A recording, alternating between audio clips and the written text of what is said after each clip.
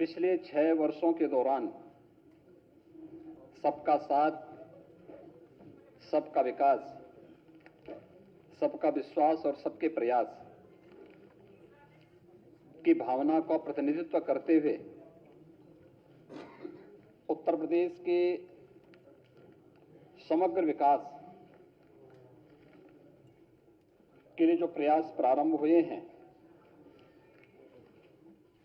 उसके पीछे आदरणीय प्रधानमंत्री जी की प्रेरणा, उनका मार्गदर्शन और बजट जब भी प्रस्तुत किया गया है वो एक निश्चित थीम के साथ प्रस्तुत किया गया। अगर आप देखें कि 2017-18 में जब प्रदेश में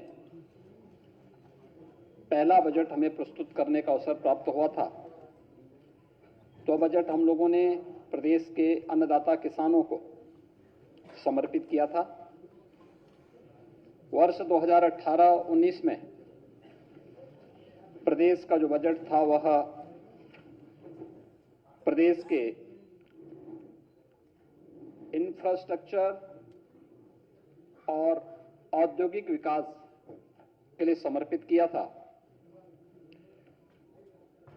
वर्ष 19-20 का बजट प्रदेश के अंदर मिशन शक्ति, जिसमें महिला सुरक्षा, महिला सम्मान और स्वावलंबन के लिए समर्पित किया था। उस प्रकार की योजनाओं को ध्यान में रख करके हम लोगों ने प्रदेश के अंदर अपना बजट प्रस्तुत किया था।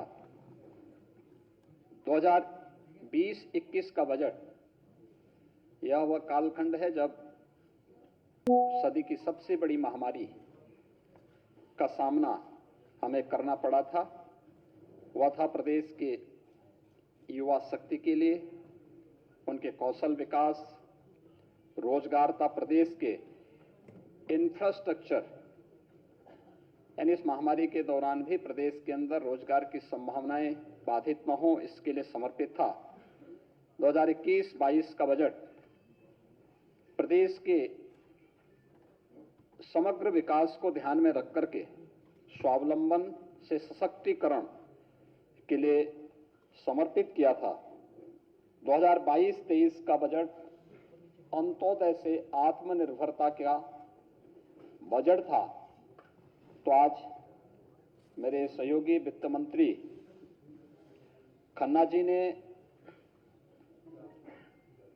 उत्तर प्रदेश की 25 करोड़ आबादी की विकास के लिए, उनके कल्याण के लिए जो बजट आज प्रस्तुत किया है, यह बजट उत्तर प्रदेश के त्वरित, सर्वसमावेशी और समग्र विकास के साथ साथ आत्मनिर्भर भारत की तर्ज पर आत्मनिर्भर उत्तर प्रदेश की नींव को प्रस्तुत करने वाला बजट है। मैं इस बजट को प्रस्तुत करने के लिए वित्त मंत्री श्री सुरेश खन्ना जी को, अपर मुख्य सचिव वित्त श्री प्रशांत त्रिवेदी जी को और वित्त विभाग की पूरी टीम को उत्तर प्रदेश के अनुरूप बजट प्रस्तुत करने के लिए हृदय से बधाई देता हूं और आप सबका मैं हृदय से स्वागत करता हूं।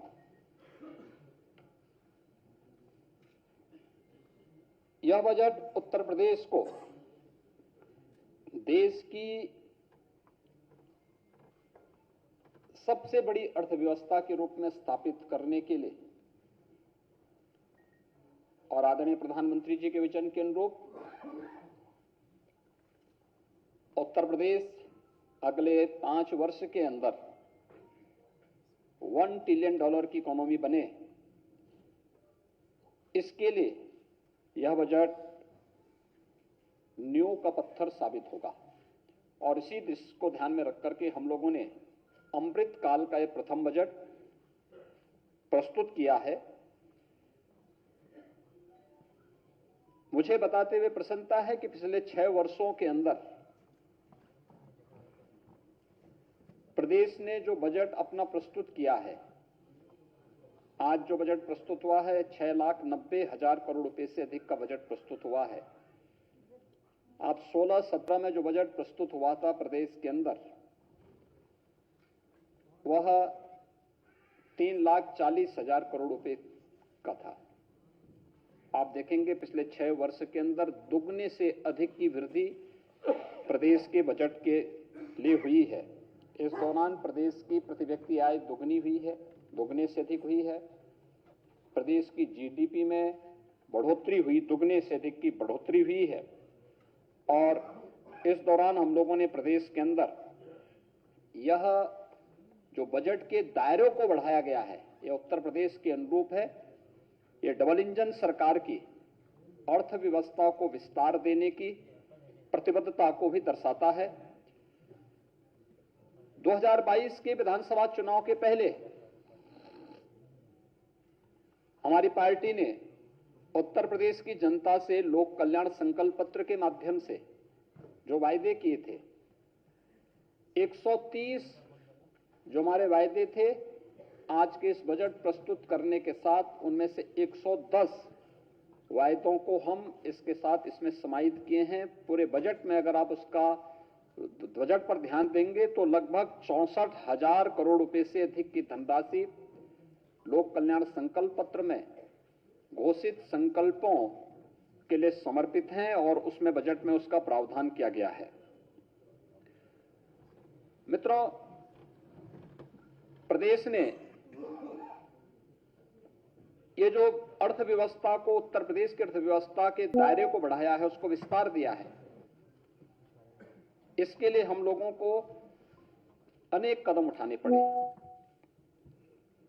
प्रदेश में कर चोरी को रोकना पड़ा, वित्तीय अनुशासन और बेहतर वित्तीय प्रबंधन को प्रदेश के अंदर कैसे लागू किया जाए, इसमें शासन प्रशासन स्तर पर और हर एक स्तर पर, हर विभागीय स्तर पर इस पर कार्य हुआ। आज उसका परिणाम है कि जहां 2016-17 में राजस्व कर जो प्रदेश को केवल 86,000 करोड़ रुपए का प्राप्त होता था, वह आज 2022-23 के अंदर, यानी इस वित्तीय वर्ष के अंत में मार्च 2023 में जब हम लोग अपने राजस्व कर को देखेंगे तो यह 2,86,000 करोड़ रुपए से बढ़कर के 2,20,000 करोड़ रुपए को पार कर रहा होगा। प्रदेश में 2016-17 में जो सेल टैक्स और वैट से कुल लगभग 51,000 करोड़ रुपए की प्राप्ति होती थी, आज सेल टैक्स और वैट नहीं बल्कि जीएसटी है। जीएसटी के माध्यम से यह राशि बढ़कर के 1,25,000 करोड़ रुपए से अधिक होने का अनुमान है इस वित्तीय वर्ष के अंत में। स्टेट एक्साइज में जो 2016-17 में मात्र 12,000 करोड़ रुपए प्राप्त हुआ था, आज ये 22-23 में 45,000 करोड़ रुपए प्राप्त होने का अनुमान है। और ये तभी संभव हो पाया जब हम लोगों ने प्रदेश के अंदर राजस्व कर की चोरी को रोकने के लिए प्रभावी उपाय किए और राजस्व संग्रह की व्यवस्था को अत्यंत ही पारदर्शी तरीके से इस व्यवस्था को प्रदेश के अंदर लागू किया। उसके कारण ये प्रदेश के अंदर हो पाया है। ये आपने देखा होगा पिछले 6 वर्ष के अंदर जो भी संभव हो पाया है, या इस बार के टैक्स, उसमें भी आप देखेंगे उत्तर प्रदेश की जनता पर कोई अतिरिक्त टैक्स लगाए बगैर इस दौरान हम लोगों ने पेट्रोल डीजल पर जो वैट था यूपी का, उसकी ड्यूटी को कम किया। उत्तर प्रदेश की जनता को महंगाई से राहत दिलाई। और आज अगर आप देखेंगे कि प्रदेश के अंदर एक और डीजल पेट्रोल देश के किसी भी अन्य राज्य की तुलना में सस्ता है, इसके कारण आवश्यक उपभोक्ता वस्तुएं भी प्रदेश के अंदर महंगी नहीं हुई।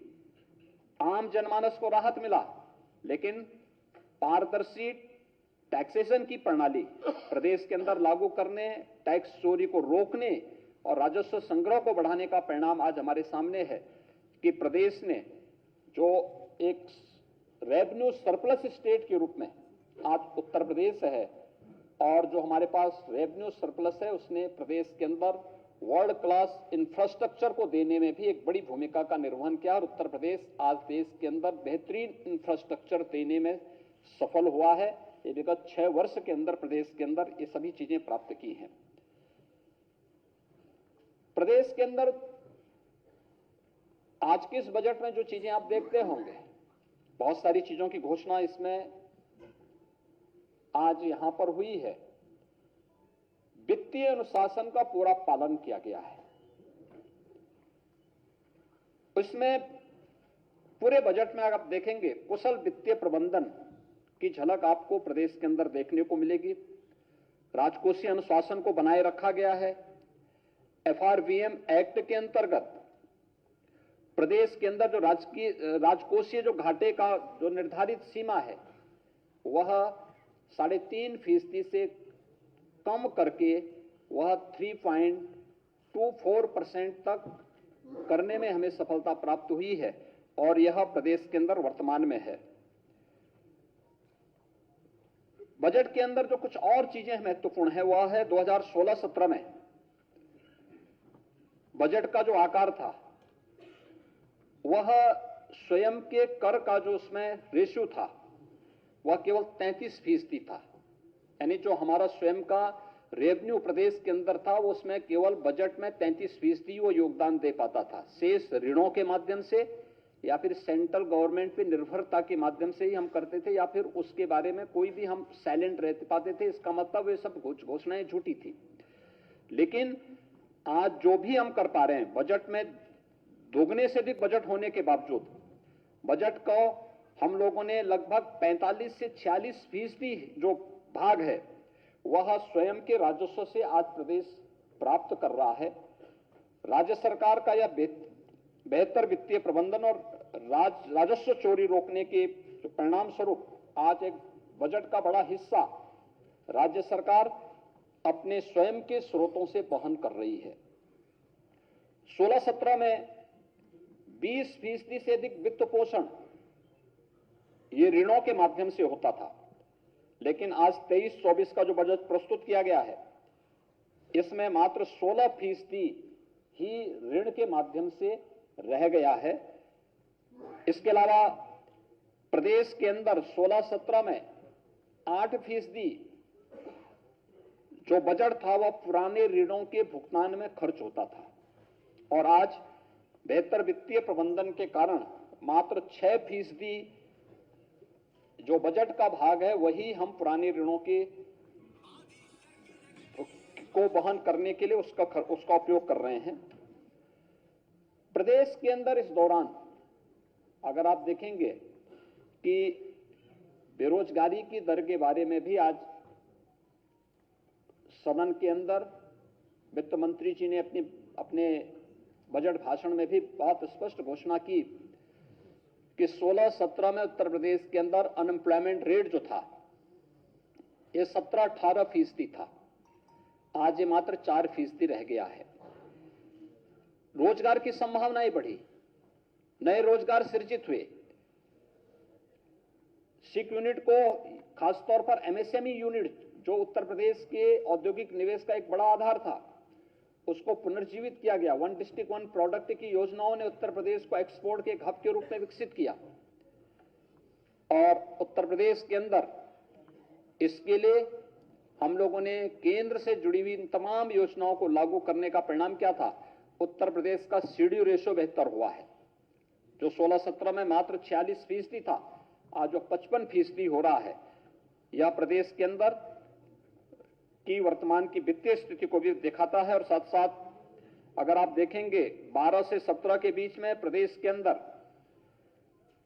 कुल 5,90,000 करोड़ रुपए के ऋण वितरित हुए थे और 17 से 22 के बीच में यहां पर उद्यमियों ने, कृषकों ने, अलग अलग एमएसएमई सेक्टर ने जो यहां पर उन्हें ऋण वितरित किए गए वह लगभग 9,50,000 करोड़ रुपए से अधिक का था और ये अगर आप इस वित्तीय वर्ष में देखेंगे इसकी प्रोग्रेस भी काफी अच्छी है और इसे हम आगे बढ़ाने का कार्य कर रहे हैं।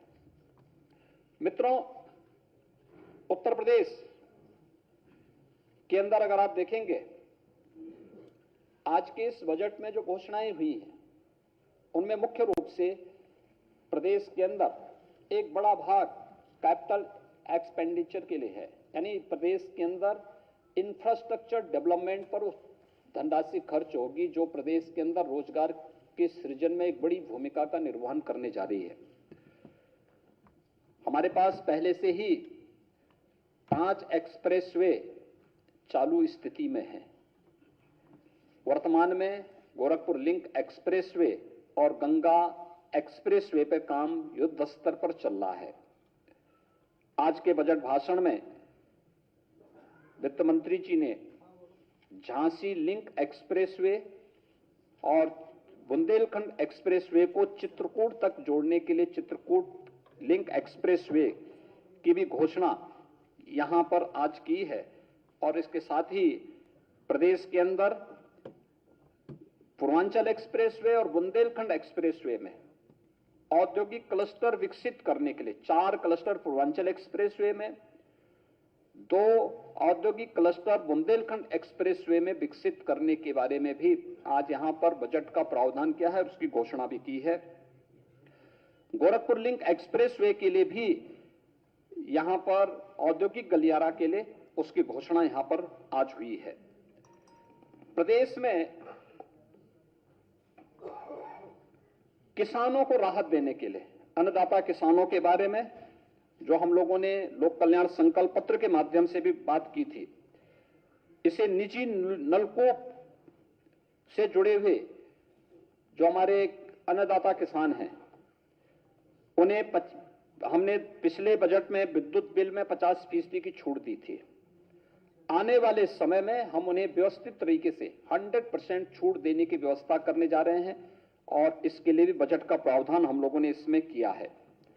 बुंदेलखंड में भारत सरकार और जर्मनी की सरकार की सहायता से एक ग्रीन एनर्जी कॉरिडोर परियोजना के लिए भी यहां पर प्रदेश के अंदर इस बजट में इसका प्रावधान करने का कार्य किया गया है।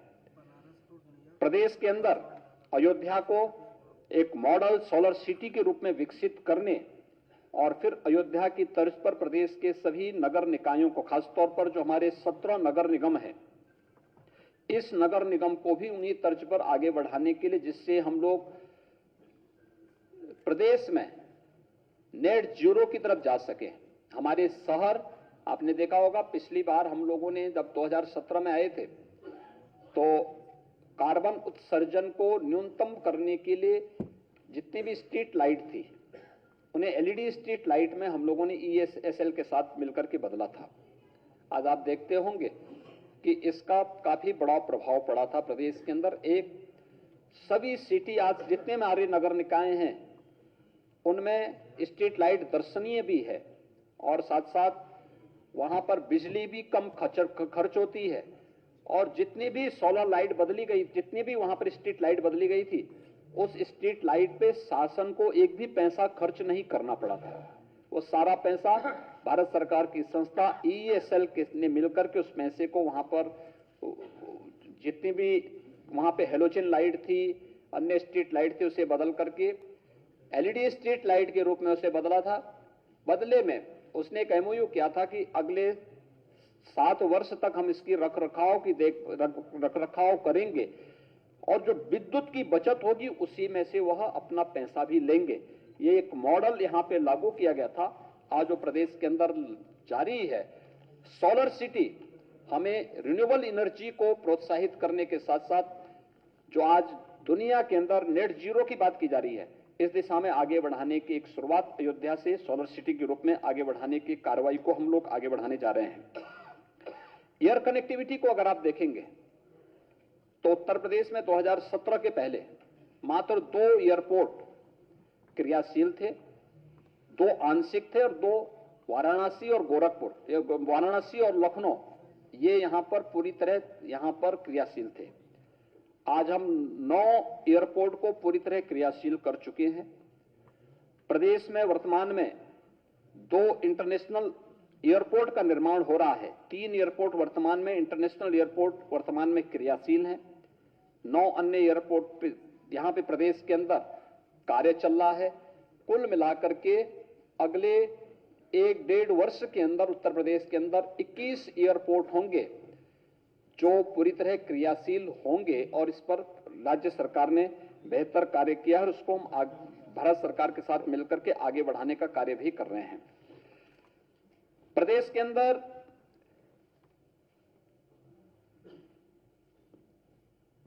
आगरा और वाराणसी में साइंस सिटी और नक्षत्रशाला की स्थापना के लिए भी इस बजट में इसका प्रस्ताव यहां पे प्रस्ताव किया गया है। और प्रदेश के अंदर परिवहन निगम का बेड़ा, आप हम सब जानते हैं कि कोरोना कालखंड में जब लॉकडाउन लगा था, बड़े पैमाने पर प्रदेश के कामगार और श्रमिक अपने राज्य के लिए आने के लिए मजबूर हुए थे। उस समय परिवहन निगम की बसेज के माध्यम से ही हमें उनको सुरक्षित स्थानों पर पहुंचाने में हमें मदद मिली थी।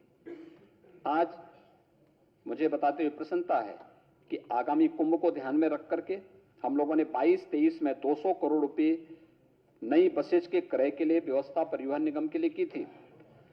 23-24 में परिवहन निगम की 1000 नई बसेज के लिए भी बजट में 400 करोड़ रुपए का प्रावधान किया गया है।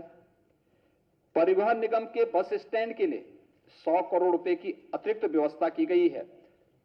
और प्रदेश ने जो अपनी EV policy, electric vehicle policy प्रदेश के अंदर लागू की है, उसके लिए भी 100 करोड़ रुपए का प्रावधान हम लोगों ने बजट में किया है। प्रदेश के अंदर अन्य इंफ्रास्ट्रक्चर के लिए, सड़कों के निर्माण के लिए, इंटर स्टेट कनेक्टिविटी के लिए, डिस्ट्रिक्ट मुख्यालयों को ब्रिजेज के निर्माण के लिए, सड़क और सेतुओं के निर्माण के लिए 21,000 करोड़ रुपए से अधिक का प्रावधान किया गया है। उनके अनुरक्षण के लिए 6,000 करोड़ रुपए का भी प्रावधान किया गया है। ये प्रदेश के अंदर अन्य ग्रामीण क्षेत्र के सड़कों के निर्माण के लिए भी 1525 करोड़, रेलवे ऊपरगामी सेतु के लिए 1700 करोड़ रुपए और अन्य सेतुओं के निर्माण के लिए भी 1850 करोड़ रुपए का प्रावधान इस बजट में किया गया है। राज्य मार्गों के चौड़ीकरण के लिए 2588 करोड़, प्रमुख जिला मार्गों के चौड़ीकरण सुदृढ़ीकरण के लिए 2538 करोड़, प्रमुख धर्मस्थलों पर जाने वाले सड़कों के मार्गों के निर्माण के लिए 1000 करोड़ रुपए, राज्य सड़क निधि से अनुरक्षण के लिए 3000 करोड़ रुपए, औद्योगिक और जो हमारे लॉजिस्टिक पार्क हैं उनको 4 लेन की कनेक्टिविटी के लिए भी धनराशि की व्यवस्था की गई है। और इसमें एक नया मत उसमें जोड़ा गया है कि गन्ना विभाग से जुड़ी हुई जितनी भी सड़कें थी, अब पीडब्ल्यूडी उनका अनुरक्षण करेगा और इसके लिए 250 करोड़ रुपए की अतिरिक्त व्यवस्था भी बजट में आज की गई है। प्रदेश के अंदर औद्योगिक विकास को बढ़ावा देने के लिए एक नई नीति आज घोषित की गई है, वह है मुख्यमंत्री औद्योगिक क्षेत्र विस्तारीकरण और नए औद्योगिक क्षेत्र प्रोत्साहन योजना। इसमें प्रदेश के अंदर इस वित्तीय वर्ष में 5000 करोड़ रुपए की व्यवस्था की गई है, जिसमें नए औद्योगिक क्षेत्र स्थापित करने के लिए यह कार्रवाई प्रदेश के अंदर यहां पे प्रारंभ होगा। इसके अलावा झांसी बुंदेलखंड औद्योगिक विकास प्राधिकरण की भी व्यवस्था आज इस बजट में की गई है, जिसके लिए इस बजट में 5000 करोड़ रुपए की व्यवस्था हम लोगों ने इसमें की है। PM Gatishakti national master plan multi modal connectivity infrastructure के लिए भी 1200 करोड़ रुपए का व्यवस्था की गई है। अटल इंडस्ट्रियल इंफ्रास्ट्रक्चर मिशन के लिए 300 करोड़ रुपए की व्यवस्था की गई है। और प्रदेश के अंदर जो सिक यूनिट हमारी हैं, खासतौर पर कताई मिल्स हैं, स्टेट यार्न यूनिट हैं, स्टेट स्पिनिंग जो मिल्स हैं, राज्य वस्त्र निगम से जुड़ी हुई जो मिल्स हैं, जो एक प्रकार से बंदी के कगार पर हैं, उन सभी को हम नए औद्योगिक क्लस्टर वहां पे विकसित कर सकें, नए औद्योगिक इकाइयों को विकसित कर सकें। इसके लिए एक पॉलिसी उत्तर प्रदेश सरकार लेकर के आई है और इसमें हम वहां पर जो कर्मचारी पहले से वहां पे कार्यरत हैं, उनके देय भुगतान के बारे में भी व्यवस्था हम लोगों ने की है। प्रदेश के युवाओं के तकनीकी देश से सक्षम और समर्थ बनाने के लिए टैबलेट और स्मार्टफोन देने की जो व्यवस्था की गई है, हम लोगों ने अब तक प्रदेश में 20 लाख युवाओं को टैबलेट और स्मार्टफोन वितरित किए हैं। पिछले बजट में हम लोगों ने प्रदेश के अपने युवाओं के लिए जो व्यवस्था की थी, 1700 करोड़ रुपए की व्यवस्था की थी, जिसके तहत 20 लाख युवाओं को हम इसके साथ जोड़ चुके हैं। इस बार के इस बजट में हम लोगों ने 3600 करोड़ रुपए का प्रस्ताव किया है, जो उत्तर प्रदेश के यूथ को प्रदेश के अंदर स्वामी विवेकानंद युवा सशक्तिकरण योजना में टैबलेट और स्मार्टफोन, ये स्नातक और प्रास्नातक युवाओं को इस सुविधा हम उपलब्ध कराने जा रहे हैं और अगले 5 वर्ष में कुल 2 करोड़ युवा को हम इसके साथ जोड़ने का कार्य करेंगे। प्रदेश में औद्योगिक पार्कों के विकास के लिए मैं निजी क्षेत्र यानी निजी क्षेत्र भी इस क्षेत्र में निवेश, उसमें उन्हें प्रोत्साहित करने के लिए भी 500 करोड़ रुपए का एक व्यवस्था की गई है। वन डिस्ट्रिक्ट वन प्रोडक्ट के लिए भी इसमें 275 करोड़ रुपए का प्रावधान है और भारत सरकार की विशेष सहायता प्राप्त योजनाओं के वित्तीय में, जिसमें जनपद स्तर पर यूनिटी मॉल की स्थापना होनी है। वन डिस्ट्रिक्ट वन प्रोडक्ट के जो हमारे प्रोडक्ट हैं उनके डिस्प्ले के लिए यूनिटी मॉल बनेंगे, उसके लिए भी 200 करोड़ रुपए का प्रस्ताव इस बजट में किया गया है। विश्वकर्मा श्रम सम्मान के अंतर्गत जो हमारे परंपरागत उद्यमी हैं, कारीगर हैं, उनके प्रोत्साहन के लिए उन्हें निःशुल्क प्रशिक्षण, टूल किट उपलब्ध कराना, इसके लिए भी धनराशि की व्यवस्था इस बजट में की गई है। तो प्रदेश से निर्यात को प्रोत्साहित करने के लिए भी हम लोगों ने विशेष प्रावधान किया और मुझे बताते हुए प्रसन्नता है कि 17-18 में प्रदेश में हमारा जो कुल निर्यात होता था वह मात्र 86 से 88,000 करोड़ रुपए के बीच में था। आज वह बढ़कर के लगभग 1,60,000 करोड़ के आसपास होने जा रहा है। मुख्यमंत्री एक नई योजना इसमें हमने चलाई है। एमएसएमई सेक्टर में जो लोग काम करते हैं, उद्यमी हैं या जो वहां कारीगर हैं, उनको सुरक्षा बीमा का कोई कवर नहीं था। मुख्यमंत्री सूक्ष्म उद्यमी दुर्घटना बीमा योजना हम इस बार उसको लागू कर रहे हैं। इसके लिए धनराशि की व्यवस्था की गई है। अगर किसी आपदा के कारण, किसी दुर्घटना के कारण उस उद्यमी की, एमएसएमई सेक्टर में कार्य करने वाले किसी उद्यमी की, किसी कारीगर की, किसी हस्तशिल्पी की दुर्भाग्य से मौत होती है तो 5 लाख रुपए की बीमा कवर उसे देने का कार्य किया जाएगा और इसको लेकर के हम लोगों ने कार्य पर इसमें बजट में उसका प्रावधान किया है। युवाओं को रोजगार उपलब्ध कराने के लिए, उसके लिए विशेष प्रशिक्षण के लिए भी प्रदेश के अंदर इस बजट में इसका प्रावधान किया गया, इसमें बजट में उसका प्रावधान किया गया है। प्रदेश के अंदर नई स्टार्टअप नीति के बारे में, आईटी सेक्टर में इंक्यूबेटर्स और स्टार्टअप सीड कैपिटल के लिए भी बजट का प्रावधान इसमें किया गया है। इसके साथ ही प्रदेश के अंदर प्रदेश के अमरोहा, बागपत, अमेठी, संभल, हापुड़ जनपदों में और वाराणसी और चंदौली में भी हम लोगों ने जिला उद्योग प्रोत्साहन और उद्यमता विकास केंद्र की स्थापना के लिए भी इसमें बजट का प्रावधान किया है। प्रदेश के अंदर यह वर्ष हम सब जानते हैं कि आदरणीय प्रधानमंत्री जी की प्रेरणा से मिलेट वर्ष के रूप में घोषित हुआ है। जो मोटा अनाज है, श्री अन्न के रूप में जिन्हें प्रधानमंत्री जी ने एक नया संबोधन दिया है। सुपर फूड के रूप में प्रधानमंत्री जी ने अपने यहां पर जीआईएस के उद्घाटन कार्यक्रम के अवसर पर इस रूप में एक नामकरण भी दिया था। प्रदेश के अंदर मिलेट वर्ष के अंतर्गत मिलेट पुनरुद्धार योजना के लिए 55 करोड़ 60 लाख रुपए का प्रस्ताव किया जा रहा है। प्रदेश के अंदर इस वर्ष हम लोग नए 5 विश्वविद्यालय या विश्वविद्यालय के समकक्ष संस्थान खोलने जा रहे हैं, जिनमें कुशीनगर में महात्मा बुद्ध के नाम पर एक कृषि विश्वविद्यालय का प्रस्ताव भी है। 3 अन्य विश्वविद्यालय, राज्य विश्वविद्यालय जिन कमिश्नरी में अब तक कोई भी स्टेट यूनिवर्सिटी नहीं थी, खासतौर पर मिर्जापुर में मां विंध्यवासिनी के नाम पर, देवी पाटन मंडल में मां पाटेश्वरी के नाम पर और मुरादाबाद ये 3 कमिश्नरी हमारी थी, जहां पे कोई भी राज्य विश्वविद्यालय राज्य सरकार के स्तर पर नहीं था, वहां पर ये व्यवस्था की जा रही है। और कुशीनगर में कृषि विश्वविद्यालय इसके साथ प्रस्तावित किया गया है। और प्रदेश के अंदर फार्मास्यूटिकल्स फील्ड में जो अपार संभावना है, इसके लिए भी एक विश्वविद्यालय के समकक्ष इंस्टीट्यूट के निर्माण के लिए भी बजट में उसका प्रावधान प्रदेश के अंदर किया है। उत्तर प्रदेश में हम लोगों ने औद्योगिक निवेश और एमएसएमई सेक्टर के लिए पिछले 6 वर्ष के अंदर इंफ्रास्ट्रक्चर के लिए काफी ध्यान दिया। प्रदेश के अन्नदाता किसानों के लिए भी काफी प्रावधान किए।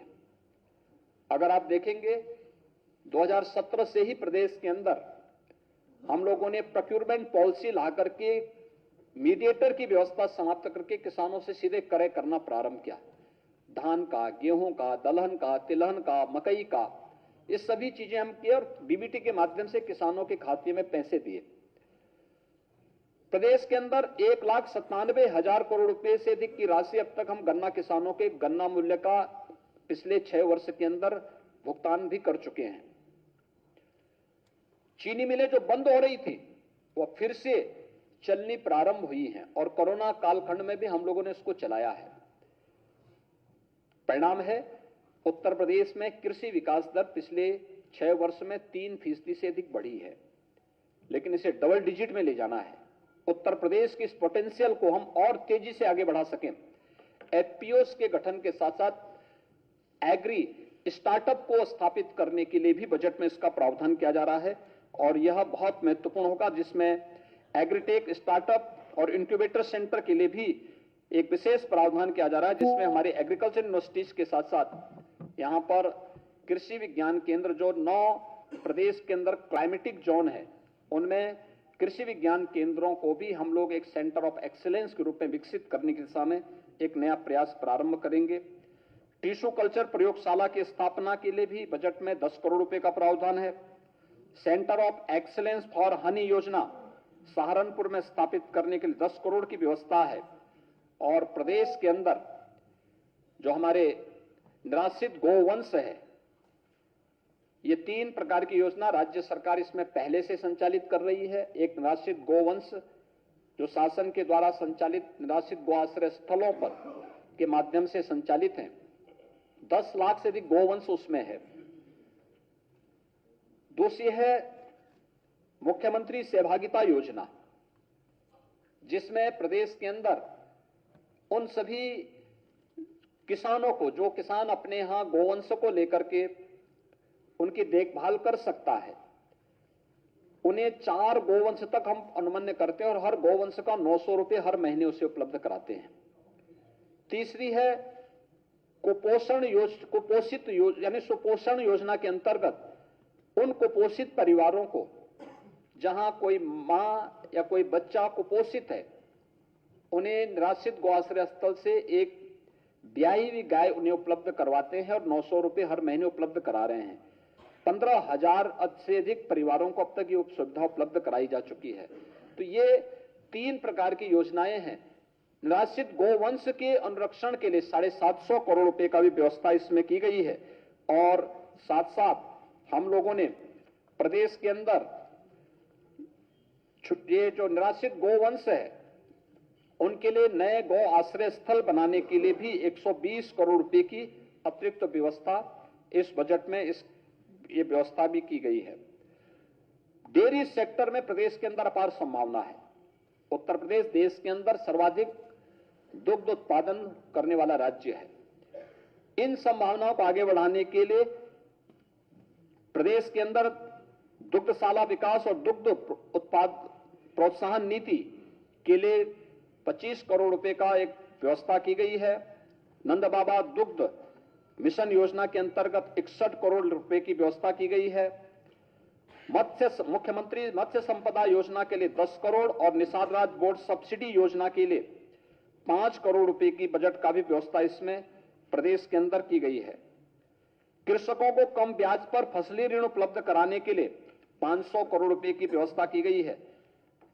और प्रदेश के अंदर कृषक दुर्घटना बीमा के दायरे को बढ़ाते हुए उसमें अब तक केवल किसान जिसके नाम पे खेती होती थी वह केवल किसान ही उसके दायरे में आता था। अब किसान के साथ साथ किसान के परिवार के सदस्य, इसके साथ साथ वो खेतीहर मजदूर जो अब तक खेतीबाड़ी तो करता था लेकिन अगर किसी आपदा का शिकार होता था वह उसके दायरे में नहीं आता था। राज्य सरकार ने उसका विस्तार किया है और 750 करोड़ रुपए की व्यवस्था मुख्यमंत्री कृषक दुर्घटना बीमा योजना के अंतर्गत किसानों को किसी भी प्रकार की आपदा में एक सुरक्षा बीमा का कवर उन्हें देने का कार्य किया है। मित्रों, ईज ऑफ लिविंग के आदरणीय प्रधानमंत्री जी के विजन को आगे बढ़ाते हुए ग्रामीण और शहरी क्षेत्र में प्रधानमंत्री आवास योजना के अंतर्गत अब तक 52 लाख से अधिक गरीबों को एक एक आवास उपलब्ध देने की कार्रवाई संपन्न हुई है और इस बजट में भी 7,508 करोड़ रुपए जो विगत वर्ष के बजट में व्यवस्था थी उसके सापेक्ष इस बार 10,202 करोड़ रुपए से अधिक का प्रस्ताव इसमें किया जा रहा है। प्रदेश के अंदर जो छोटी छोटी जातियां थी जिनकी कोई वाइस नहीं थी, मुसहर, बनटागिया, कोल, थारू, चेरो, सहरिया, इन सभी उन जातियों को जो कोई पहुंच नहीं थी उनको भी इन सुविधाओं के साथ जोड़ने, कुष्ठ रोगियों को, इन सभी को इसके साथ मुख्यमंत्री आवास योजना के साथ जोड़ने के लिए भी 1203 करोड़ रुपए की व्यवस्था की गई है, जिससे इन्हें भी काफी बड़ी संख्या में आच्छादित किया गया। जो बच्चे हैं उनको हम लोग इसको करेंगे। उत्तर प्रदेश विधानमंडल के सभी सदस्यों को जो मिलने वाली राशि 3 करोड़ की राशि मिलती थी उसको बढ़ोतरी करके 5 करोड़ का प्रस्ताव भी इसमें किया गया है। यह सभी माननीय विधानसभा और विधान परिषद के सदस्यों को ही प्राप्त होगा। मुख्यमंत्री पंचायत प्रोत्साहन योजना के अंतर्गत 2,478 उत्कृष्ट ग्राम पंचायतों के प्रोत्साहन के लिए भी 85 करोड़ रुपए का प्रस्ताव इस बजट में किया गया है। ग्रामीण क्षेत्र में भी ग्रामीण सचिवालय का निर्माण हो सके और तकनीक के माध्यम से गांव की नागरिक को गांव में ही सभी प्रकार की सुविधाएं मिल सके, इसके लिए प्रदेश के अंदर बड़े पैमाने पर ग्राम सचिवालयों का निर्माण किया जा रहा है। 750 बहुउद्देशीय पंचायती भवनों के निर्माण के लिए भी इस बजट में उसका प्रावधान किया गया है। ग्रामीण क्षेत्र में वहां पर जन सुविधाओं के विकास और अंत्येष्टि स्थलों के लिए भी बजट का प्रावधान इसमें किया गया है और एक नई स्कीम इसमें लागू की जा रही है, उत्तर प्रदेश मातृभूमि योजना, जिसके अंतर्गत प्रदेश के अंदर कोई भी व्यक्ति जो प्रवासी नागरिक है उत्तर प्रदेश का, वह अगर अपने ग्राम पंचायत में अपने किसी पूर्वज के नाम पर कोई निर्माण कार्य कराना चाहता है, कोई बहुउद्देशीय भवन बनाना चाहता है, कोई कन्वेंशन सेंटर बनाना चाहता है, कोई लाइब्रेरी बनाना चाहता है या किसी अन्य निर्माण कार्य के लिए, तो उसमें इस योजना के अंतर्गत हम उसे जोड़ रहे हैं और इसके माध्यम से फिर हम उसे एक स्थान देंगे और उसके साथ एक एमओयू करते हुए उसका उपयोग ग्राम पंचायत कर पाएगी और गांवों के विकास में प्रवासी नागरिकों की भूमिका को भी हम इसके साथ जोड़ पाएंगे। योजना हम लागू करने जा रहे हैं। जल जीवन मिशन, हर घर नल, आप सब जान सकते हैं कि प्रदेश के अंदर तेजी के साथ ये आच्छादन की प्रक्रिया बढ़ रही है। हमारा अनुमान है कि इस वित्तीय वर्ष में हम 1 करोड़ से अधिक घरों तक शुद्ध पेयजल का कनेक्शन उपलब्ध कराने में समर्थ हो जाएंगे। 1 करोड़ परिवार तक। आप इस बजट में जल जीवन मिशन के लिए 21,000 करोड़ रुपए का प्रस्ताव किया गया है। एक बड़ी राशि इसके लिए उपलब्ध कराई जा रही है। जल संरक्षण के लिए भूजल स्तर के मापन और उन्हें पूर्व में स्थापित जो पोजीमीटर थे, वहां पर डिजिटल वाटर लेवल रिकॉर्डर की स्थापना हेतु हम 23-24 में उसकी एक व्यवस्था प्रदेश के अंदर करने जा रहे हैं, जिसमें नवीन डिजिटल वाटर लेवल रिकॉर्डर की स्थापना के लिए भी इस बजट में प्रावधान किया जा रहा है। उत्तर बुंदेलखंड क्षेत्र में एक नवीन योजना India Israel Bundelkhand water project प्रारंभ करने का एक प्रस्ताव है और साथ साथ अटल भूजल योजना के अंतर्गत प्रदेश के अंदर जो 26 क्रिटिकल विकास खंड थे, उन विकास खंडों के लिए भी हम लोगों ने प्रदेश के एक बजट का प्रावधान इसमें किया है। वाराणसी में रोपवे के लिए बजट का प्रस्ताव है। Kanpur metro, Agra metro, Delhi, Ghaziabad, Meerut rapid rail के लिए व्यवस्था की जा रही है और मेट्रो प्रदेश के अंदर गोरखपुर, वाराणसी, प्रयागराज, मेरठ, अन्य जो शहर हैं, इन सब में भी एक वित्तीय प्रस्ताव किया गया है मेट्रो के लिए। प्रदेश के अंदर एक नई योजना और शहरी क्षेत्र में विकसित की जा रही है, वह है मुख्यमंत्री शहरी नई यानी न्यू सिटी प्रोत्साहन योजना। यह योजना, इसमें 3000 करोड़ रुपए की व्यवस्था इस बजट में की जा रही है, जिसके माध्यम से न्यू सिटी के निर्माण के लिए प्रदेश के अंदर $1 ट्रिलियन की इकोनॉमी को प्राप्त करने की दिशा में जो आदरणीय प्रधानमंत्री जी का विजन है, उसके अनुरूप इसको आगे बढ़ाने के लिए न्यू सिटी के निर्माण के लिए भी एक प्रोत्साहन राशि इसके माध्यम से हम लोग देने जा रहे हैं, जिसमें 50% प्रोत्साहन राज्य सरकार देगी और 50% संबंधित अथॉरिटी ऋणों के माध्यम से अपने स्रोत से वहन करेगी। ये कार्यक्रम हम इसके साथ जोड़ने जा रहे हैं। प्रदेश के अंदर बाढ़ नियंत्रण के स्थायी समाधान के लिए भी, प्रदेश में नए नलकूपों के निर्माण के लिए भी, और प्रदेश के अंदर आपने देखा होगा पिछले 5 वर्ष के अंदर हम लोगों ने बाण सागर परियोजना, अर्जुन सहायक परियोजना, सरयू नहर राष्ट्रीय परियोजना जैसी लगभग 1 दर्जन सिंचाई की परियोजनाओं को तेजी के साथ समयबद्ध ढंग से आगे बढ़ाया था, जिसके परिणाम स्वरूप प्रदेश में लगभग 22 लाख हेक्टेयर भूमि को अतिरिक्त सिंचाई की सुविधा प्राप्त हुई थी।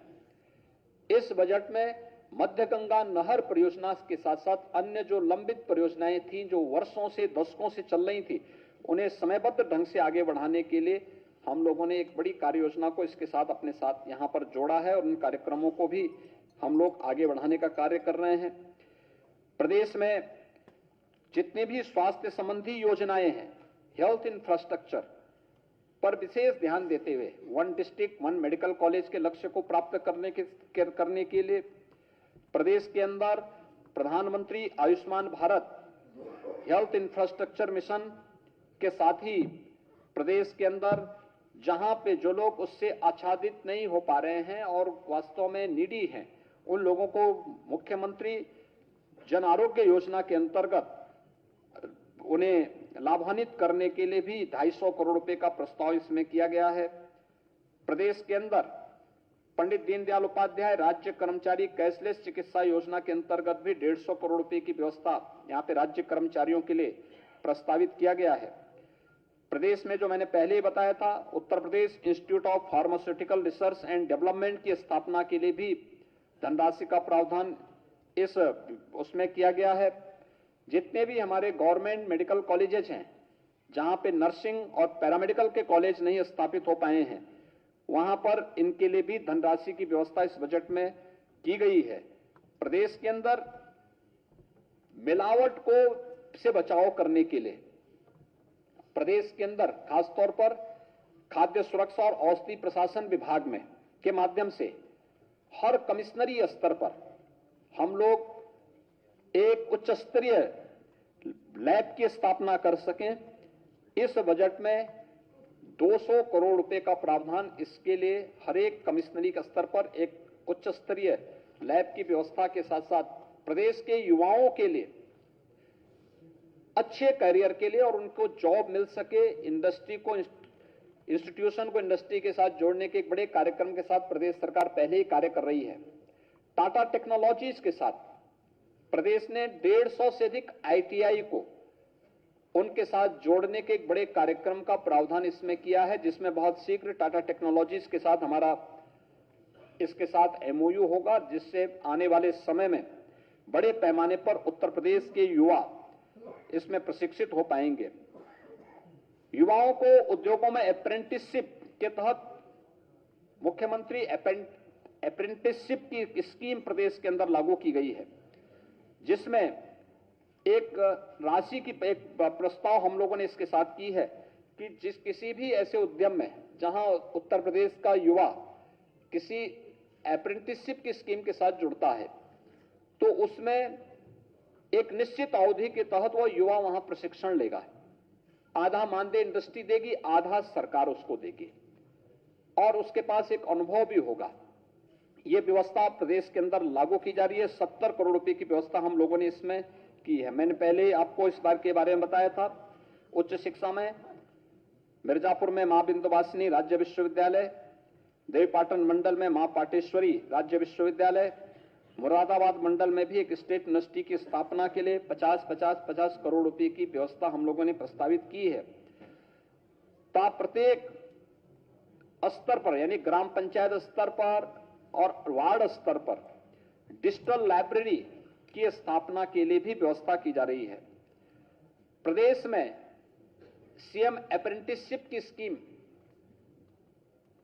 सर्टिफिकेट, डिप्लोमा और टेक्निकल कोर्सेज करने वाले बच्चों के लिए तो थी, लेकिन सामान्य स्नातक या डिप्लोमाधारी जो बच्चे थे उनको ये सुविधा का लाभ नहीं मिल पा रहा था। इस बार हम लोगों ने 100 करोड़ रुपए की एक व्यवस्था मुख्यमंत्री अप्रेंटिसशिप स्कीम के अंतर्गत की है, जिसमें बीए, बीकॉम, बीएससी करने वाले छात्र भी इस योजना के साथ जुड़ सकते हैं और उनको भी इसका लाभ प्राप्त हो।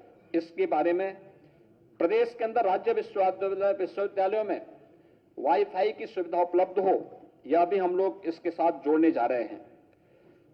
केंद्र सरकार के द्वारा जो पीएम श्री योजना लागू की गई है, जिसमें प्रधानमंत्री स्कूल फॉर राइजिंग इंडिया, इसके लिए भी, इसके क्रियान्वयन के लिए 500 करोड़ रुपए का प्रावधान और डिजिटल लाइब्रेरी की स्थापना ये व्यापक स्तर पर हो, इसके लिए इसका प्रावधान भी। शिक्षा के क्षेत्र में जो अनेक प्रकार के प्रयास प्रारंभ हुए हैं, ऑपरेशन कायाकल्प को और उसके दायरे को बढ़ाने के लिए हो, या फिर राजकीय महाविद्यालय या सहायता प्राप्त जो अशासकीय इंटर कॉलेजेस थे, इनके जर्जर भवनों के लिए भी हम लोगों ने व्यवस्था की है।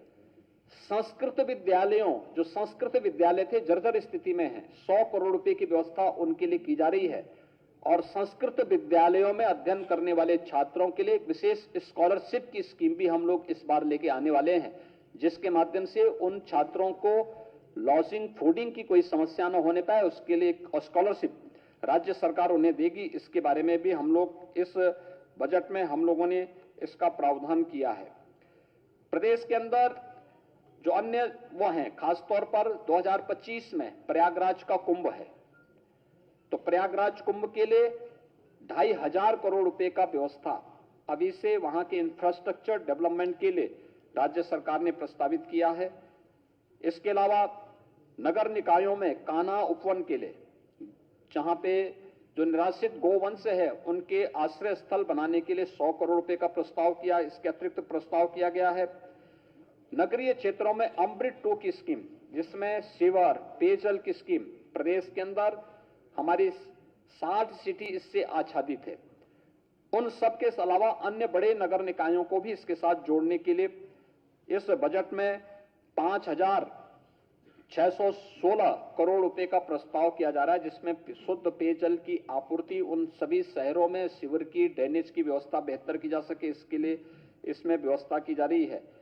और साथ साथ प्रदेश के अंदर 2 महत्वपूर्ण योजनाएं, एक एस्पिरेशनल विकास खंड, विकास की प्रक्रिया में जो विकास खंड पिछड़ गए थे, ऐसे 100 विकास खंडों पर प्रदेश सरकार ने कार्य प्रारंभ किया है, उनके लिए भी, और 100 नगर निकायों को प्रदेश में पिछले 5 वर्ष के अंदर नगर निकायों का दायरा बढ़ा है।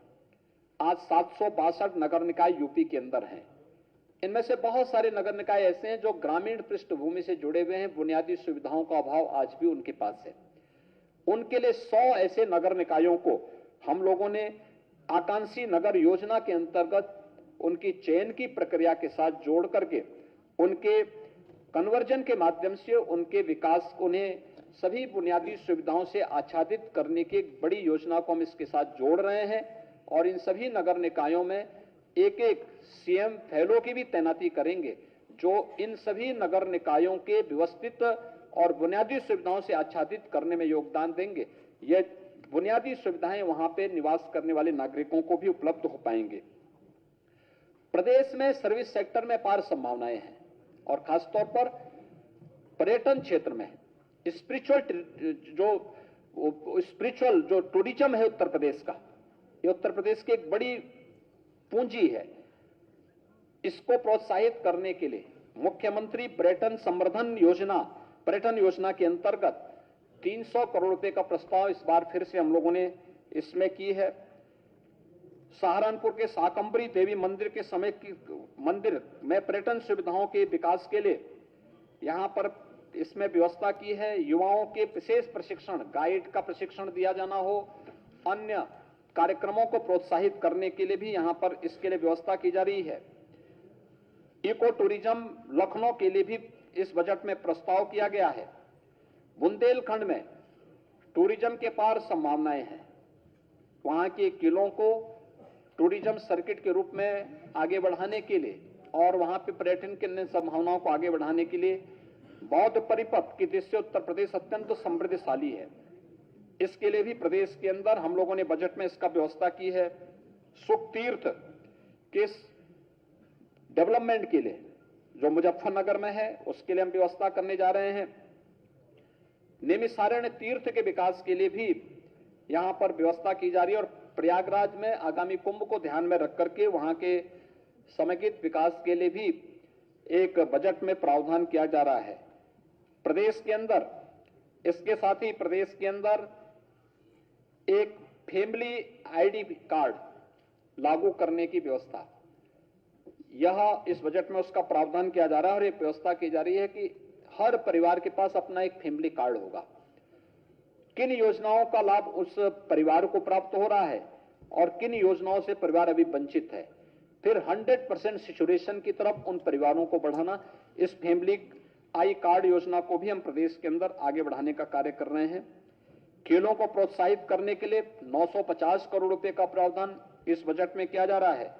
साथ साथ खेल के विभिन्न प्रकार के विकास की योजनाओं को आगे बढ़ाने के साथ साथ मेजर ध्यानचंद स्पोर्ट्स विश्वविद्यालय में 300 करोड़ रुपए की व्यवस्था, पूर्व खिलाड़ियों और पहलवानों को आर्थिक सहायता के लिए भी धनराशि की व्यवस्था की गई है। खेलो इंडिया यूनिवर्सिटी गेम्स के लिए भी व्यवस्था की जा रही है और वाराणसी और मेरठ में शूटिंग रेंज की स्थापना के लिए भी, अयोध्या में अंतर्राष्ट्रीय क्रीड़ा संकुल के निर्माण के लिए भी इस बजट में व्यवस्था की जा रही है। और पहली बार प्रदेश में व्यवस्था की जा रही है कि निजी जो खेल अकादमी है सरकार उनको भी प्रोत्साहित करेगी। इसका प्रावधान भी हम लोगों ने बजट में किया है। मैनपुरी को मुख्य पर्यटन केंद्र के रूप में विकसित करने के लिए वहां एक संग्रहालय का प्रावधान हम बजट में करने जा रहे हैं। आजमगढ़ के हरिहरपुर में, हरिहरपुर आजमगढ़ का एक ऐसा गांव है जहां पे कला की सभी प्रकार की विधाओं को प्रोत्साहन मिला है और लंबे समय से मिला है। गायन, वादन और नृत्य तीनों प्रकार की विधाएं, इस गांव में एक संगीत महाविद्यालय के निर्माण के लिए भी धनराशि की व्यवस्था बजट में की गई है। प्रदेश में भारतीय हिंदू नाट्य अकादमी के प्रेक्षागृह के नवीनीकरण के लिए भी उत्तर प्रदेश राज्य पुरातत्व विभाग द्वारा संरक्षित स्मारकों और जो पुरातन स्थल हैं उनके लिए भी धनराशि की व्यवस्था की गई है और शहीद स्मारकों के निर्माण के लिए भी प्रदेश में इस बजट में हम लोगों ने प्रस्ताव किया है।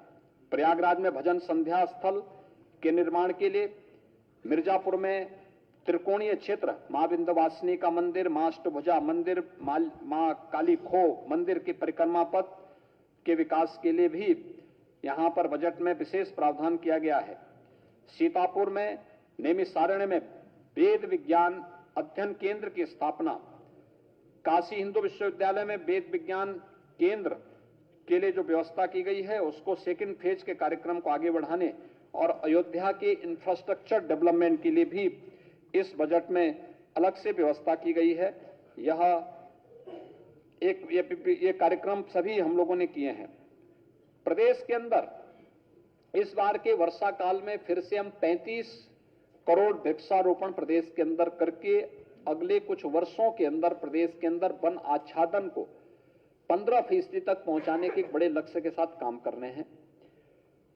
कुकरेल में एक नाइट सफारी, लखनऊ में कुकरेल में नाइट सफारी की स्थापना होगी। इसके लिए बजट में इसका प्रावधान किया गया है। यह प्रदेश का पहला नाइट सफारी होगा और यह एक बड़ी पर्यटन की सुविधाओं को विकसित करने, प्रोत्साहन करने के लिए इसमें बड़ा कार्य इसके माध्यम से होगा।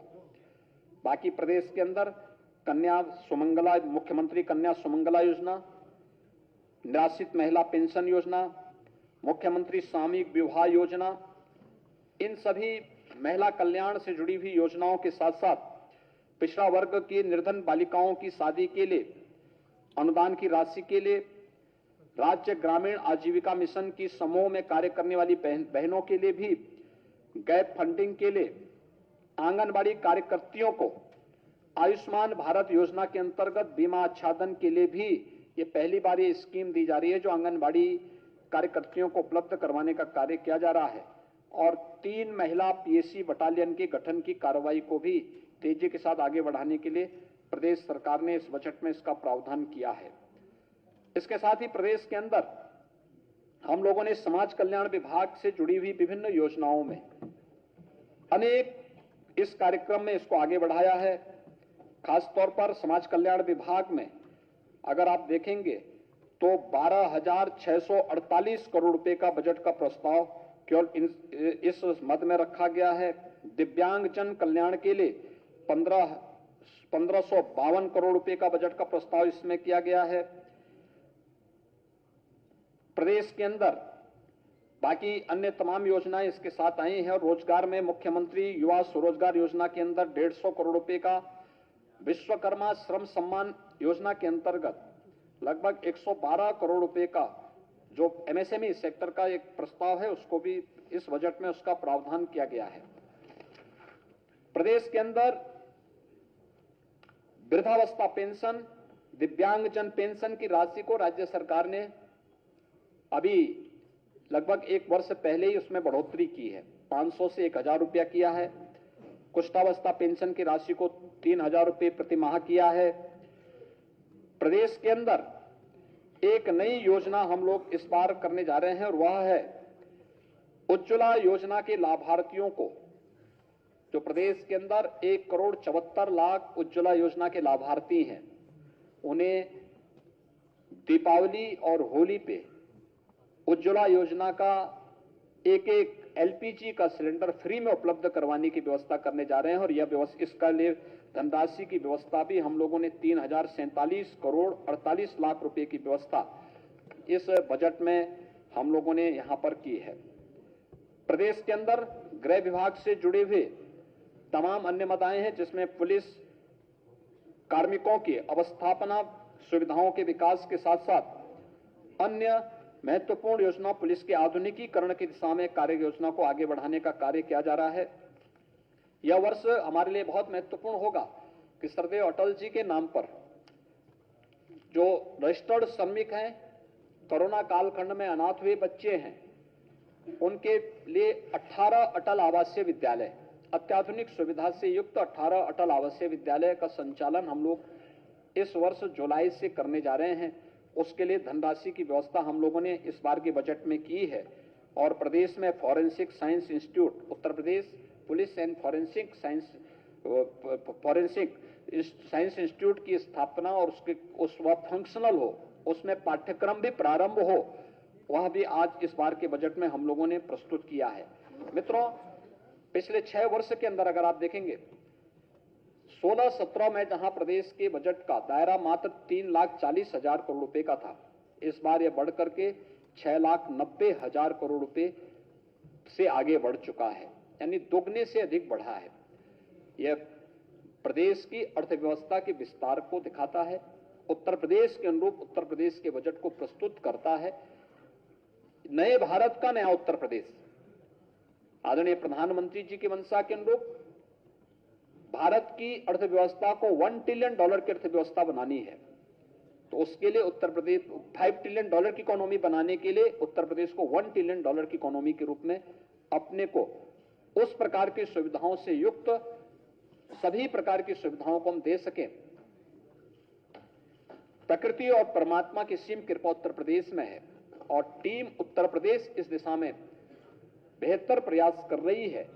आज का ये बजट उत्तर प्रदेश के समग्र और समावेशी विकास के साथ ही एक आत्मनिर्भर उत्तर प्रदेश की नींव को रखने वाला एक बजट है। मेरा विश्वास है कि सबका साथ, सबका विकास, सबका विश्वास और सबके प्रयास की भावना को आगे बढ़ाते हुए यह बजट उत्तर प्रदेश की 25 करोड़ जनता की भावनाओं को प्रतिनिधित्व करने वाला होगा और नए भारत के नए उत्तर प्रदेश के रूप में उत्तर प्रदेश को एक आत्मनिर्भरता के लक्ष्य को प्राप्त करने में बड़ी भूमिका का निर्वहन करेगा।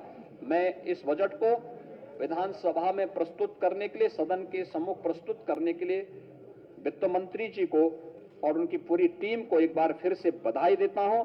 उत्तर प्रदेश के नागरिकों का अभिनंदन करता हूं कि उनका जो अब तक सहयोग प्राप्त हुआ है, पिछले 6 वर्ष के अंदर एक सकारात्मक सहयोग प्राप्त हुआ है कि हर बजट में हमने हर तबके के लोगों को, गांव को, गरीब को, किसान को, नौजवान को, महिलाओं को, समाज के प्रत्येक तबके को इसके साथ जोड़ने का कार्य किया है। तो वह इस बजट में भी आपको बहुत स्पष्ट रूप से झलकते हुए दिखाई दे रहा होगा और मैं इस बात के लिए आश्वस्त कर सकता हूं कि जो भी हमने बजट में प्रावधान किए हैं, एक समयबद्ध तरीके से उसे लागू करने और उसको आगे बढ़ाने में हम सक्षम होंगे। इस बजट में आपने देखा होगा, मैंने कुछ चीजों का उल्लेख जानबूझ के नहीं किया है कि जो हमने 25 सेक्टोरियल पॉलिसीज की बनाई है, जिसके अंतर्गत हमें अभी हाल ही में संपन्न हुए ग्लोबल इन्वेस्टर समिट 2023 में 33,50,000 करोड़ रुपए से अधिक के प्रस्ताव प्राप्त हुए हैं। उन सभी प्रस्तावों से संबंधित सभी संबंधित सेक्टोरियल पॉलिसीज में इंसेंटिव की व्यवस्था भी हम लोगों ने अभी से प्रारंभ कर दी है। यद्यपि कोई भी उद्यम लगने और फिर प्रोडक्शन प्रारंभ होने पर ही इंसेंटिव का लाभ प्राप्त करता है, लेकिन हमने उसके लिए भी व्यवस्था की है। कुछ कार्यक्रम ऐसे होंगे जो शॉर्ट टर्म होंगे, कुछ मीडियम के होंगे, कुछ लॉन्ग टर्म के होंगे, लेकिन उन सब के लिए भी हम लोगों ने प्रोत्साहन की राशि इसके साथ जोड़ी हुई है और हम विश्वास के साथ कह सकते हैं कि उत्तर प्रदेश आने वाले समय में देश की सबसे बड़ी अर्थव्यवस्था के रूप में अपने आप को स्थापित करने में सफल होगा। मैं एक बार फिर से वित्त मंत्री जी को और उनकी पूरी टीम को हृदय से इस एक समग्र विकास, समावेशी विकास की सोच और आत्मनिर्भरता के लक्ष्य के साथ आगे बढ़ने की उत्तर प्रदेश की इस बजट को प्रस्तुत करने के लिए हृदय से बधाई देता हूं। अपनी पूरी टीम के सभी सदस्यों का अभिनंदन करता हूं और उत्तर प्रदेश वासियों को इस बजट के लिए हृदय से मंगलमय शुभकामनाएं देता हूं। विश्वास करता हूं कि यह बजट उत्तर प्रदेश के युवाओं को, अन्नदाता किसानों को, मातृशक्ति को और समाज के प्रत्येक तबके को एक नया संबल प्रदान करने में अपना योगदान देगा। धन्यवाद। आपकी सुरक्षा से जुड़ा एक महत्वपूर्ण सवाल। एक मिनट पहले आप मुख्यमंत्री जी इधर देखिए, ये कौन है? मुख्यमंत्री जी एक मिनट आप बैठ जाइए प्लीज बैठ जाइए। सर आपकी अनुमति हो तो एक आध प्रश्न ले लें सर। मैं आपसे आगे चाहता हूँ, ये देखिए कौन है। आप एकाना स्टेडियम में गए थे, ये व्यक्ति कौन है घेरे में जो कि सुरक्षा व्यवस्था को चुनौती देते हुए? आपको बहुत बहुत धन्यवाद। और ये देखिए, और कोई क्वेश्चन पूछना? Neha Lalchandani, times of India से। एक मिनट बैठ जाइए। अरे पत्रकारों के अनुरोध पे प्रश्न पूछा जा रहा है, बैठ जाइए एक मिनट। नेहा, पत्रकार, आप बैठिए। पत्रकार जो हैं, पत्रकार भी इसी व्यवस्था के हिस्से हैं। पत्रकार भी इसी व्यवस्था के हिस्से हैं और उस नेहा एक मिनट बैठ जाइए। आप होने के साथ पुलिस यूपी इसको बैठ जाए, आप बैठ जाए, आप बैठ जाए, क्या बैठ जाए। आप देखिए इसको। आपकी टाइम्स ऑफ इंडिया से आपको धन्यवाद। एक मिनट, टाइम्स ऑफ इंडिया से नेहा लालचंदानी। आपके सद्भावना के लिए आपको बहुत धन्यवाद। ये देखिए आप जरा, नेहा अपना सवाल पूछिए। ये लीजिएगा, ये कर लीजिएगा, मुख्यमंत्री जी के लिए।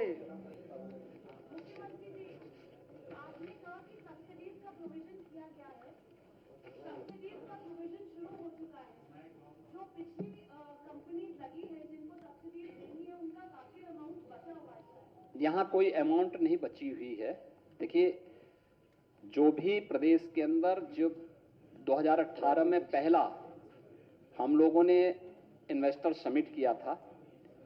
इसके अलावा 3 ग्राउंड ब्रेकिंग सेरेमनी भी हम लोगों ने प्रदेश के अंदर की और उसके अतिरिक्त भी समय समय पर प्रदेश के अंदर यहां पर निवेश जमीनी धरातल पर उतरा।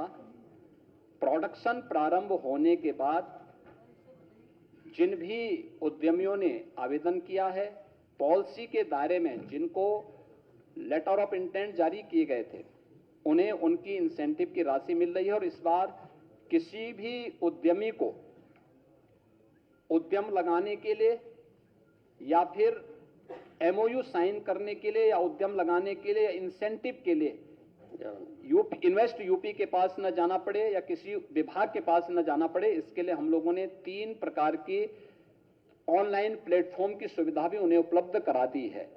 इसलिए मुझे लगता है कि ऑनलाइन इंसेंटिव जो मॉनिटरिंग सिस्टम हम लोगों का यहां पर चालू हो चुका है, वह अब किसी भी उद्यमी को इधर उधर जाने की अवसर ही नहीं देगा। स्वयं ही सब ऑटो मोड पर होता हुआ दिखाई देगा। राजीव दीक्षित जी दैनिक जागरण से।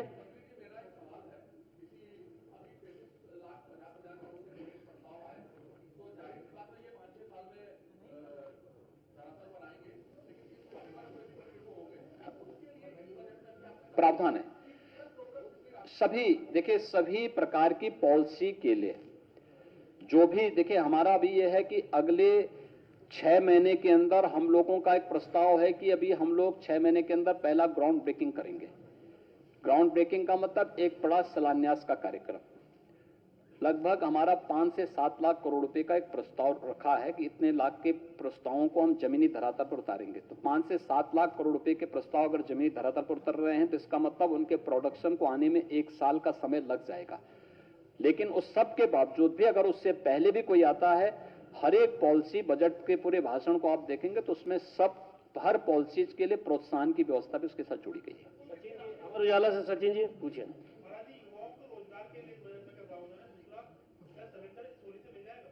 देखिए, युवाओं के लिए उन्हें तकनीकी दृष्टि से समर्थ और सक्षम बनाने के लिए स्वामी विवेकानंद युवा सशक्तिकरण योजना के अंतर्गत 3600 करोड़ रुपए टैबलेट और स्मार्टफोन पे हम दे रहे हैं। सीएम इंटर्नशिप स्कीम की दायरे को बढ़ाया गया है। अब तक केवल तकनीकी पृष्ठभूमि से जुड़े हुए डिप्लोमा जो पॉलिटेक्निक, आईटीआई या फिर डिग्रीधारी बीटेक या बी जो छात्र होते थे, एमटेक होते थे, वही इसके दायरे में आते थे। इस बार बीए, बीएससी, बीकॉम के छात्रों को भी हम लोगों ने इसके साथ जोड़ा है। तो एक इसमें आधा पैसा इंडस्ट्री देगी, आधा गवर्नमेंट देगी। इसको भी हम इसके साथ जोड़े हैं। इससे पहले भी हम लोगों ने अभ्युदय योजना युवाओं के लिए ही यहां पे जारी की थी। इसके अलावा जो ये विश्वविद्यालय बनाए जा रहे हैं, अच्छी और उत्तम शिक्षा के साथ साथ प्राइवेट यूनिवर्सिटी के साथ साथ राज्य विश्वविद्यालय भी आपने देखा होगा, गोरखपुर और लखनऊ विश्वविद्यालय को नेक की जो मूल्यांकन हुआ था उसमें ये प्लस क्या उनका मूल्यांकन हुआ। इससे पहले यहां पे अभी केजीएमयू और गोरखपुर में मदन मोहन मालवीय तकनीकी विश्वविद्यालय को ये प्लस का मिला। देश का पहला कृषि विश्वविद्यालय चंद्रशेखर आजाद तकनीकी और कृषि विश्वविद्यालय कानपुर, इसको नेक का एक ग्रेड प्राप्त हुआ है। तमाम प्राइवेट विश्वविद्यालयों को भी अच्छे ये प्लस के ग्रेड मिले हैं। अच्छी शिक्षा, अच्छी स्वास्थ्य की सुविधा, अच्छी स्किल डेवलपमेंट के कार्यक्रम जो हम 150 आईटीआई को टाटा टेक्नोलॉजीज के साथ मिलकर के कार्यक्रम को आगे बढ़ा रहे हैं। पीएम स्किल मिशन के अंतर्गत जो कार्यक्रम कौशल विकास के प्रदेश के अंदर प्रारंभ हुए हैं, ये सभी युवाओं के लिए समर्पित है और अपने युवाओं को ही तकनीकी दृष्टि से सक्षम बनाने के लिए आगे बढ़ाने की एक योजना का हिस्सा है। Second last 1 minute Sachin ji, no supplementaries please. Anand Tripathi ji, Navbharat Times से।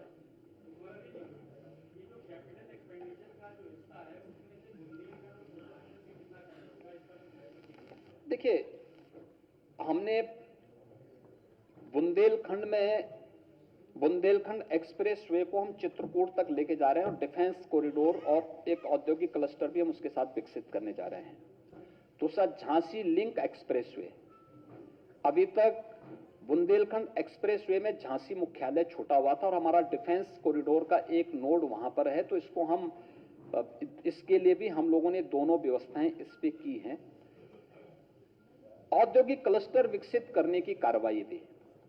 बुंदेलखंड में 2 और पूर्वांचल में 4 जगह हम इसके लिए व्यवस्था कर, इसका प्रावधान हमने बजट में किया है। गोरखपुर लिंक एक्सप्रेसवे ऑलरेडी बन रहा है। बलिया लिंक एक्सप्रेसवे के लिए जमीन अधिग्रहण की कार्रवाई तेजी से चल रही है और मेरा अनुमान है कि इस वित्तीय वर्ष में जो अगला वित्तीय वर्ष आएगा इसमें वह कार्य भी प्रारंभ हो जाएगा। इसके अलावा आप देखेंगे कि पूर्वांचल में और बुंदेलखंड के विकास में लोगों की रुचि ग्लोबल इन्वेस्टर समिट के माध्यम से भी आपने देखा होगा कि हमेशा ये 2 क्षेत्र उत्तर प्रदेश के अंदर सामाजिक और आर्थिक दोनों दृष्टि से क्षेत्रीय असंतुलन के शिकार होते थे और हमेशा शिकायत करते थे कि साहब विकास हमारा नहीं हो रहा है। पहली बार आपने देखा होगा कि 10 लाख करोड़ रुपए के प्रस्ताव पूर्वांचल के लिए आए हैं, पूर्वी उत्तर प्रदेश के लिए आए हैं और 4,29,000 करोड़ रुपए के जो प्रस्ताव प्राप्त हुए हैं बुंदेलखंड के लिए प्राप्त हुए हैं। डिफेंस मैन्युफैक्चरिंग कॉरिडोर के 2 महत्वपूर्ण नोड ये बुंदेलखंड में झांसी और चित्रकूट में विकसित होने जा रहा है। वहां पे आज के दिन पर अगर आप देखेंगे कि जो सिंचाई की सुविधाएं विकसित हुई हैं, देखिए अर्जुन सहायक का एक उदाहरण मैं आपको देता हूं। अर्जुन सहायक परियोजना लागू होने के पहले महोबा, बांदा आदि क्षेत्रों में 500 रुपए पर बीघा खेती किराए पे उठती थी। अर्जुन सहायक परियोजना लागू होने के बाद वही खेती 5 से 6 हजार रुपए बीघा जा रही है। 10 टाइम्स इनकम बढ़ी है किसान की। इसी प्रकार से वहां पर पेयजल की सुविधा, कोई बुंदेलखंड की सबसे बड़ी क्राइसिस क्या थी? पेयजल नहीं थी, तो था ही नहीं। वहां लोगों को 2-2, 4-4, 5-5 किलोमीटर दूर तक सिर में गगरी ले जाकर के पानी लाने के लिए मजबूर होना पड़ता था। देखिए बुंदेलखंड में पानी का कब अभाव नहीं था। हाँ, ग्राउंड वाटर भले कम रहा होगा लेकिन सरफेस वाटर पर्याप्त था, लेकिन वाटर का नियोजन नहीं था। पहली बार हो रहा है जब वाटर का उचित नियोजन करते हुए हर घर नल योजना, और हमारा प्रयास है कि मार्च 2023 तक हम ज्यादातर गांवों के हर घर को शुद्ध पेयजल उपलब्ध करवाने का कार्य कर देंगे।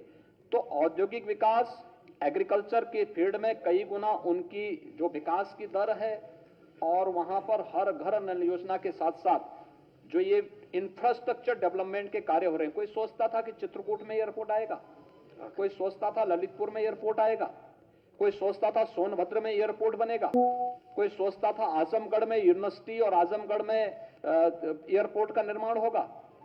आज ये सब संभव हुआ है। तो ये इसीलिए क्योंकि इस प्रकार की योजना, जब बिना भेदभाव की योजनाओं का लाभ हर एक क्षेत्र को, हर एक जनपद को दिया जाता है तो उसका लाभ उसी प्रकार से प्राप्त भी होता है। आपने देखा होगा निवेश पहली बार प्रदेश के सभी 75 जनपदों में हुआ है। आप सोचिए, एस्पिरेशनल डिस्ट्रिक्ट है हमारा चंदौली। चंदौली तो वाराणसी के बगल में तब भी है, लेकिन एस्पिरेशनल डिस्ट्रिक्ट है श्रावस्ती। बलरामपुर अगर आप देखेंगे देश के अंदर सबसे अधिक आय वाला जनपद है, पर कैपिटा इनकम अगर आप देखेंगे देश के अंदर, और नोएडा है। लेकिन सबसे कम आय है वो बलरामपुर की है। लेकिन बलरामपुर में भी निवेश के प्रस्ताव प्राप्त हुए हैं, श्रावस्ती में प्राप्त हुए हैं, फतेहपुर में प्राप्त हुए हैं, चंदौली में प्राप्त हुए हैं, चित्रकूट में प्राप्त हुए हैं, सोनभद्र में बड़े पैमाने पर प्राप्त हुए हैं। कोई सोचता था 6,000 करोड़ रुपए से अधिक के प्रस्ताव अकेले सोनभद्र में आ जाएंगे, इस बार मिले हैं। ये दिखाता है, ये गुड साइन है कि उत्तर प्रदेश के अंदर इंफ्रास्ट्रक्चर का कार्य हुआ है। उत्तर प्रदेश के अंदर बेहतर कानून व्यवस्था की स्थिति हुई है। आज हर व्यक्ति अपने आप को सुरक्षित महसूस कर रहा है और उसी को पुशअप करने के लिए और बजट एक संबल के रूप में आज प्रस्तुत किया गया है। अब माननीय मुख्यमंत्री जी की अनुमति से हम आखिरी सवाल लेंगे। अगर शैलेंद्र श्रीवास्तव जी हैं हिंदुस्तान से। यहाँ हाँ, साल भर में कितने युवाओं को रोजगार इससे मिलेगा, ये बताएंगे आप? इस देखिए अभी यार एक मिनट शैलेंद्र जी को उसमें देखिए पिछले 5 वर्ष के दौरान, यानी अब 6 वर्ष होने जा रहे हैं, हम लोगों ने प्रदेश के अंदर 5 लाख से अधिक युवाओं को सरकारी नौकरी दी। 1,61,00,000 से अधिक युवाओं को हम लोगों ने एमएसएमई सेक्टर, जो हमारा मर चुका था, इसमें उन्हें नौकरी और रोजगार की सुविधा दी। प्रदेश के उद्यमियों को बैंकों के साथ जोड़ करके 60 लाख ऐसे लोगों को हम लोगों ने बैंकों के साथ जोड़ा, जिसने यूपी के सीडी रेशो को बढ़ाया। अगर आप देखेंगे कि 16-17 में उत्तर प्रदेश का जो क्रेडिट डेबिट रेशो था, सीडी रेशो, वह मात्र 46% था। आज यह बढ़ के लगभग 55% जा रहा है। ये चीजें दिखाती हैं कि उत्तर प्रदेश एक सही दिशा में है और उत्तर प्रदेश ने अगले 5 वर्ष के लिए अपना जो दायरा तय किया है कि हम प्रदेश के अंदर 2 करोड़ से अधिक युवाओं को नौकरी और रोजगार के साथ जोड़ेंगे। ये निवेश, ये global investor summit, MSME sector का विस्तार, विश्वकर्मा श्रम सम्मान जैसी योजनाएं और प्रदेश के अंदर इंफ्रास्ट्रक्चर डेवलपमेंट से जुड़ी हुई योजनाएं, ये सभी कार्यक्रम जो हमारे चल रहे हैं, एग्रीकल्चर के फील्ड में जो संभावनाएं हैं, इसमें ग्रोथ रेट बढ़ाने के लिए जो एफपीओस का गठन होना, एग्री स्टार्टअप की स्थापना करना, ये सभी चीजों को हम इसीलिए आगे बढ़ा रहे हैं जिससे अधिक से अधिक रोजगार कर पाएंगे। और इसमें मेरा अनुमान है कि 2 करोड़ से अधिक नौजवानों को उत्तर प्रदेश के अंदर ही नौकरी और रोजगार की सुविधा उपलब्ध होगी। धन्यवाद माननीय मुख्यमंत्री जी का, धन्यवाद दोनों माननीय उप मुख्यमंत्री जी का और वित्त मंत्री जी का, सभी सम्मानित अधिकारियों का, सभी हमारे पत्रकार साथियों का। आप सभी लोग लंच के लिए आमंत्रित हैं। धन्यवाद।